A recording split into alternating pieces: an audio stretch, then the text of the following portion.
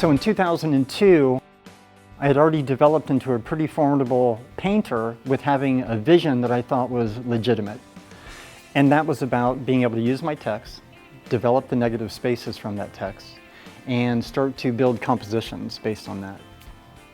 Without knowing, I think I did know. While in New York, when I was doing the text paintings, I pretty much consider myself a field painter. And a field painter is somebody who generally just fills the whole painting without any specific images being evoked. Jackson Pollock would be a painter like in that field. I'm going to stick just to Jackson Pollock for that framework. And so when I was writing the text, something really beautiful happened. I was trying to think of how am I contributing to art? I mean, it's a big world and there's formidable painters.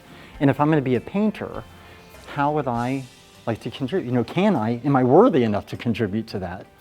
And I thought, well, Andy Warhol did soup cans and Coke bottles, Marilyn Monroe, and some formidable, predictable images or common images. Another painter, Jasper Johns, painted text. So he's got the bracket on text. Andy Warhol might have the bracket on common objects. And Jackson Pollock pretty much blew the world apart by going to what would be considered the drip paintings. So I reevaluated my work and I thought, well, my letters and my writings, those could be Andy Warhol because it's Helvetica.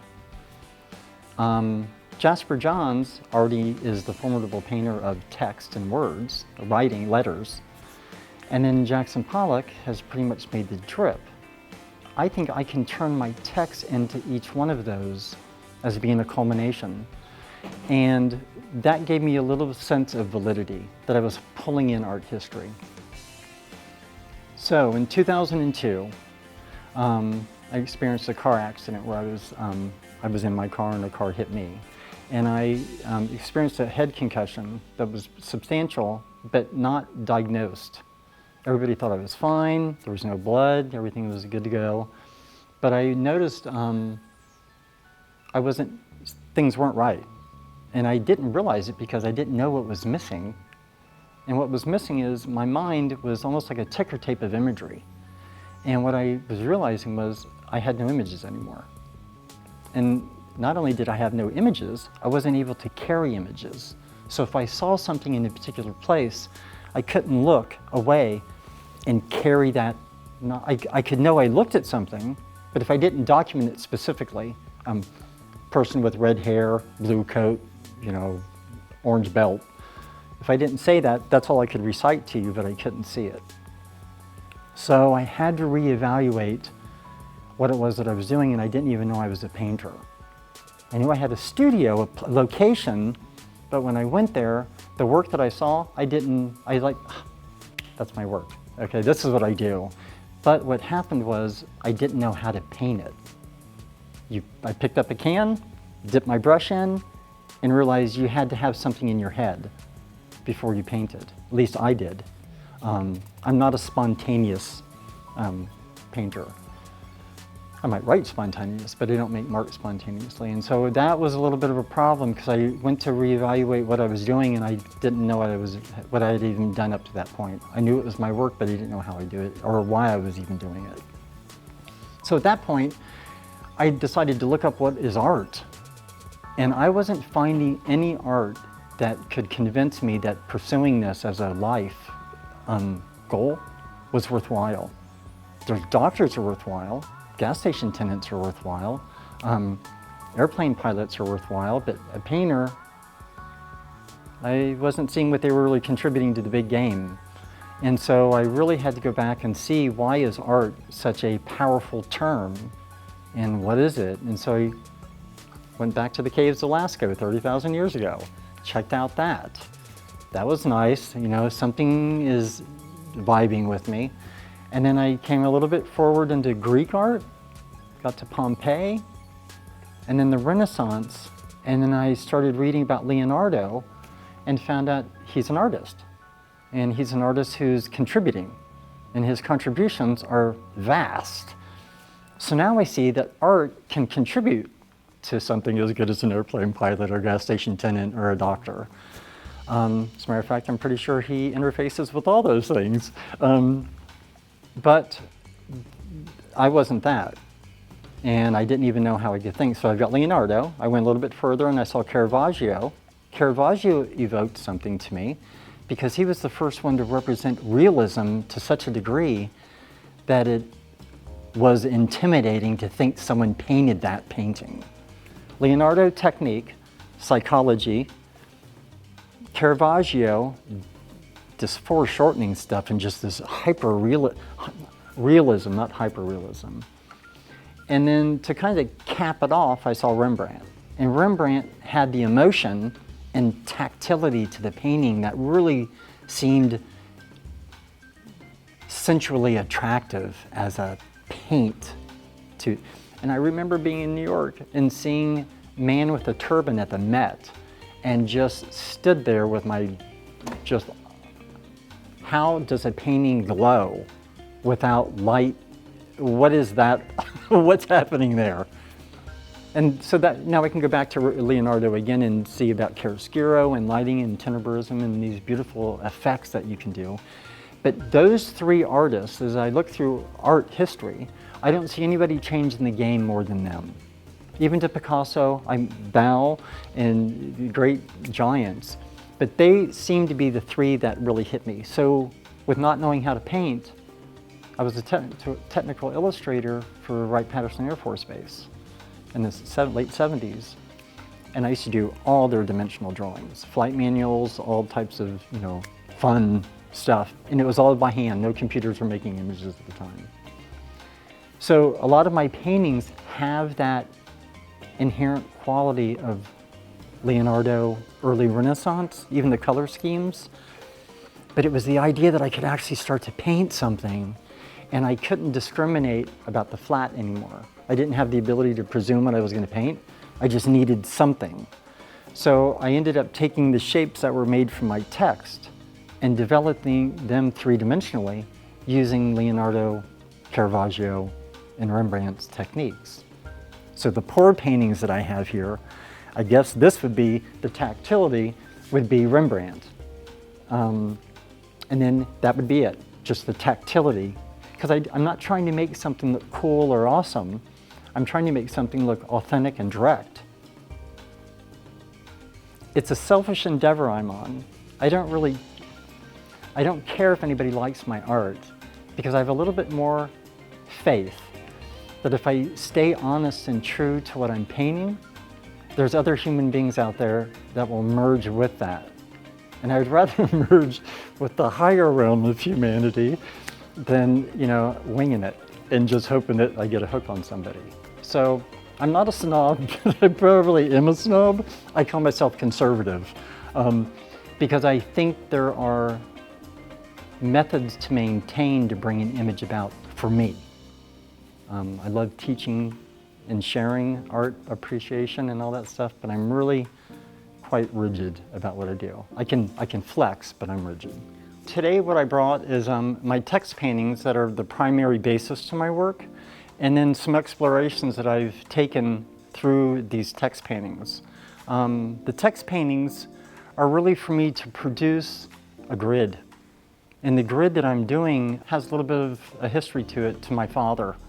And it's chemistry notes that I've found when I was a child, going into his den and opening up his drawers and seeing these beautiful drawings and illustrations that I didn't know anything about. I couldn't read his writing.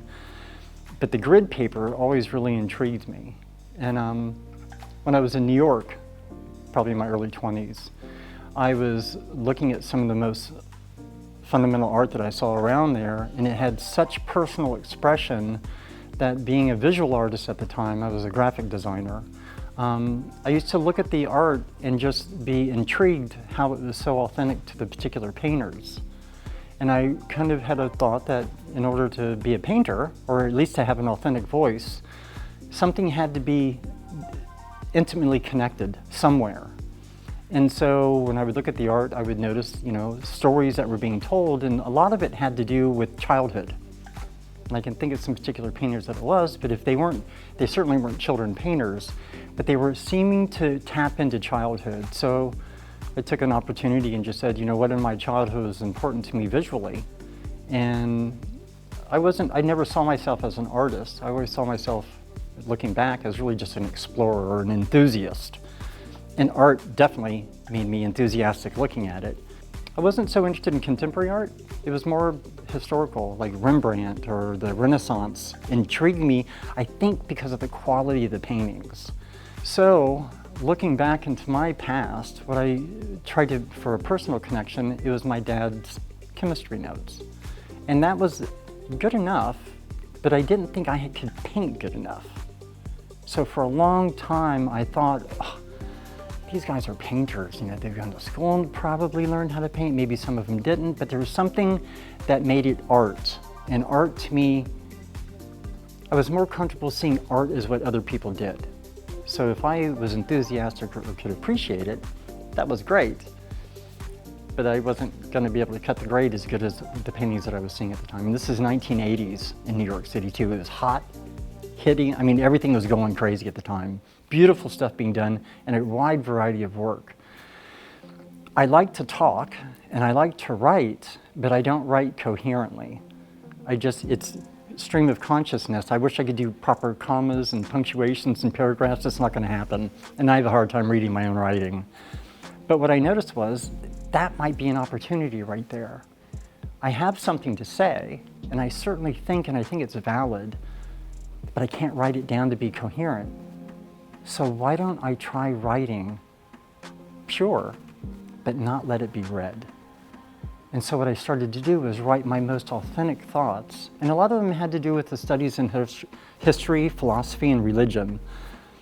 But my own thoughts were good enough. But I wanted to write it so nobody could read it, so nobody could scrutinize me. So I chose a text, or a type, so it was like a Helvetica, bold.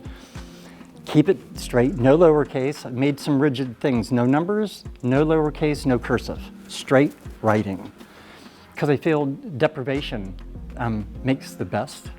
Instead of having a wide variety of things, if you just have one honed thing and really stay at it, things can develop from that. So a lot of my art is about pure deprivation, but the exploration into it to find vast amounts of stuff. So primarily, that's some of the work that we're looking at, is my involvement with that writing, the grid, so the text becomes the grid. And then I explore the work from that point.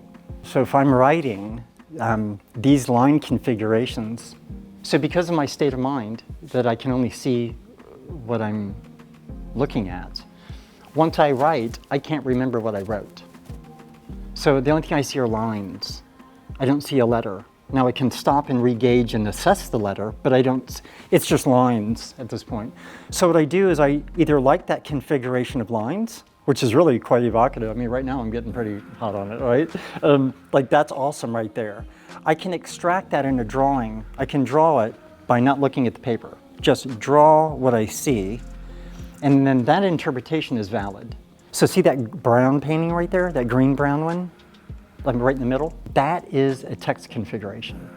So what I do is I go in and shape a bubble over it, and then I just render it dimensionally, or I play with it. The deprivation thing was important because before the car accident, I denied any perspective or depth. Everything had to be flat. And the flatter I made it, the better it was, because if you put a brown background, white shape, I can rub brown over that shape, paint another white shape, rub brown, you'll get layering and even some quasi-shadowing, and it's dimensional, but it's not painted to be dimensional.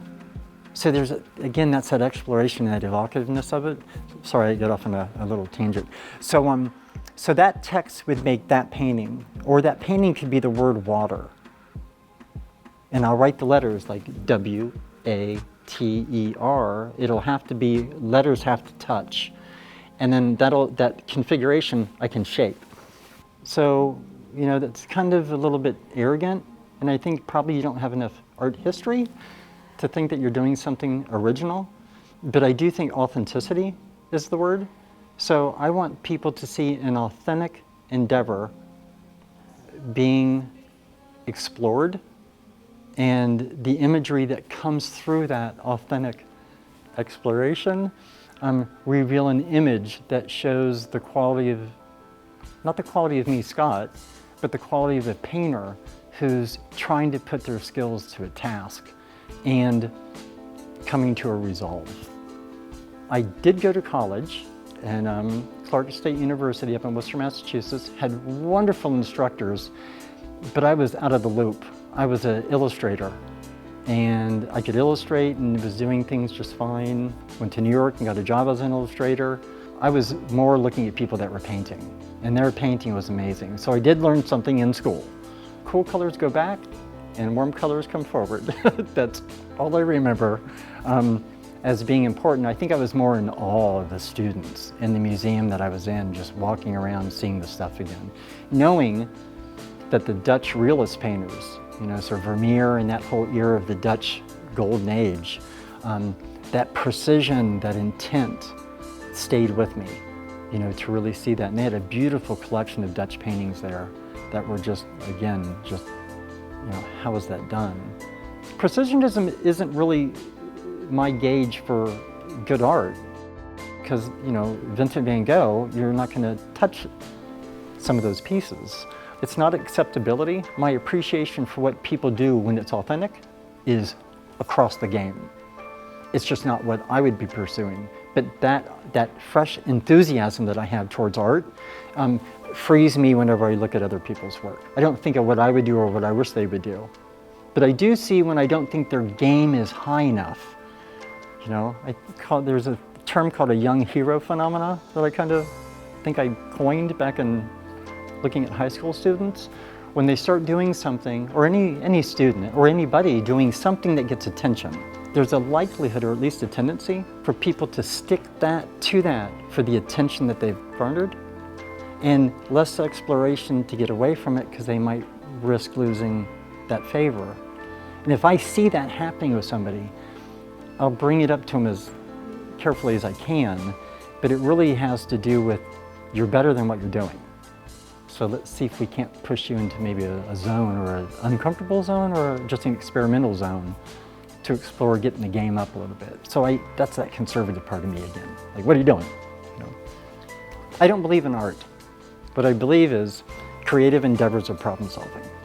That's the gig. But you're not going to shake the term. The term art will live. But I'm looking in. I love to analyze and be analytical about diagnosing or investigating into the niches to see what's happening. So I really like people who have never explored the arts to involve them and engage them with it. I have been fortunate enough to have encountered a wonderful woman named Hyacinth Paul. And she came into my studio and actually came in for some advice to something, because I'd always been, you know, let me talk to you about your stuff, like, you know, this and that, and share some ideas and things. And she came over, and I don't remember what the end of the day came as far as her getting anything about techniques to endeavor into, but she pretty much decided that if you have as much work as I have, you should probably design a catalog. That's really what I wanted, the catalog, but it was done on a website. So I used the website platform as a cataloging. So scottgibbsart.com is the gig. The beautiful thing about the pieces that I brought here today, there's a series of work that I call them the kabukis. They're based on the Osaka prints from like 1835 to 1880 of Japanese theater, Osaka, Japan. And so Cubism developed a peculiar way of multifaceting the thing. It's not a multifaceted image, it's more the concept of how can you see the whole head or the whole body from multiple positions at one time. And so, you know, you're bringing the back of the shoulders into the front of the picture because you have a two-dimensional plane. And in doing that, I decided I wasn't satisfied with how people were, I didn't see a head done really well. And I considered, how would you draw a head without any of the features? Not even the ovoid, you know, of the head. And in drawing it, I came up with some weird arches and configurations that were really, unbeknownst to me, rather interesting looking. And in studying Leonardo da Vinci, I realized that I can't see a whole face either. I look at an eye and then that's it, but I can peripherally see other things around. In his case, he would depth of field, fumata, all those beautiful things that he explored. But what happened is I saw if I was to paint a portrait, I would have to find shapes. So I started taking some of these peculiar shapes, and if I put them together, a face appeared. And that was rather fascinating. But if I bent those shapes into peculiar ways, I could get a weird form. And this form is good. And I have to remember to bring that painting in because I have one of the original pieces of that. But in seeing that, I then came across, probably on a computer or a book or something, images of these kabukis and these theater actors and the illustrations of them. And they looked similar to these faces, these bent lines and these configurations that were happening.